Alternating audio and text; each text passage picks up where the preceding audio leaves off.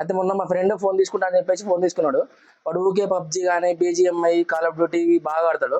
అంటే పొద్దున్న నుంచి తెలంగాణ ఇదే పని ఉంది, ఇదే గేమ్స్ ఆడుతూనే ఉంటాడు.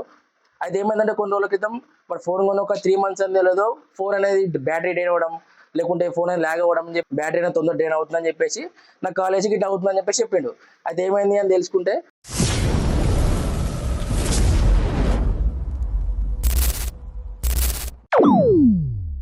గేమ్స్ ఆడేటప్పుడు కొన్ని ప్రికాషన్స్ అనేది తీసుకోకపోవడం వల్ల ఇట్లా జరుగుతుందని చెప్పేసి నాకు అర్థమైంది. వాడు ఎట్లా అంటే గంటల గంటలు గేమ్ ఆడేసరికి ఫోన్ అనేది చాలా హీట్ అయింది. అట్లానే ఫోన్ ఛార్జింగ్ పెట్టి ఆడడం వల్ల బ్యాటరీ అనేది తొందర డ్రైన్ అయిపోవడము, బ్యాటరీ అనేది ఖరాబ్ అయిపోయింది. చాలా మంది ఏం చేస్తారంటే ఇదే ఫాలో అవుతున్నారు.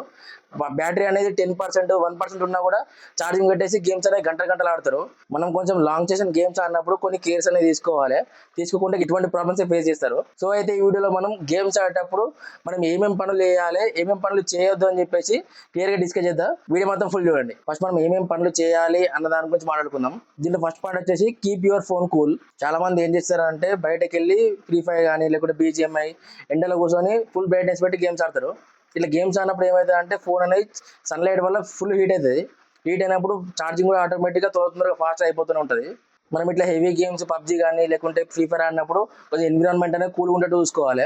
అంటే ఫ్యాన్స్ కింద కానీ అట్లా ఆడినప్పుడు మనం ఎక్కువ ల్యాక్స్ అనేది నోటీస్ చేయము, అట్లానే ఫోన్ మీద ఎక్కువ ప్రెజర్ పడదు. సెకండ్ ఏంటి అంటే క్లోజ్ బ్యాక్గ్రౌండ్ యాప్స్. మనం గేమ్స్ ఆడేటప్పుడు ఫోన్ అనేది ల్యాగ్ అవ్వద్దు అనుకుంటే గేమ్ని స్టార్ట్ చేసే ముందే మనం బ్యాక్గ్రౌండ్లో ఉన్న యాప్స్ అన్ని క్లియర్ చేసేయాలి. ఇలా క్లియర్ చేస్తే మనకు స్మూత్ గేమ్ ప్లే ఉంటుంది. చాలా మంది ఏం చేస్తారంటే వాట్సాప్, ఇన్స్టాగ్రామ్, స్నాప్చాట్ అని చెప్పేసి వేరే వేరే యాప్స్ అన్ని రీసెంట్ యాప్స్లో పెట్టేసి బ్యాక్గ్రౌండ్ రన్ అవుతూనే ఉంటాయి. అట్లా బ్యాక్గ్రౌండ్ రన్ అయ్యేటప్పుడు వాళ్ళు గేమ్స్ ఆడతారు. గేమ్స్ ఆడినప్పుడు మనకు చాలా ల్యాగ్స్ అని నోటీస్ చేస్తారు. అందుకే మనము స్మూత్ గేమ్ ప్లే కావాలనుకుంటే బ్యాక్గ్రౌండ్లో యాప్స్ అనేవి క్లోజ్ చేసుకోవాలి గేమ్స్ ఆడేటప్పుడు. డోస్లో థర్డ్ పాయింట్ ఏంటిదంటే use original chargers and cables. ఇట్లా మనం చీప్ చార్జర్స్ కేబుల్స్ యూజ్ చేయడం వల్ల గేమర్స్కి చాలా ప్రాబ్లం అవుతుంది. ఎందుకంటే మనకు బ్యాటరీ అనేది తొందర డ్రైన్ అయిపోతే గేమర్స్ ఇరిటేషన్ వస్తుంది. గేమర్స్కి main battery important. So fake charges కానీ కేబుల్స్ కానీ అవాయిడ్ చేయడం చాలా బెటర్. డోస్లో ఫోర్త్ పాయింట్ వచ్చేసి టేక్ షార్ట్ బ్రేక్స్. గంట 2 గంటలు గేమ్స్ ఆడిన తర్వాత ఒక 10 to 15 minutes బ్రేక్ అనేది ఇవ్వాలి.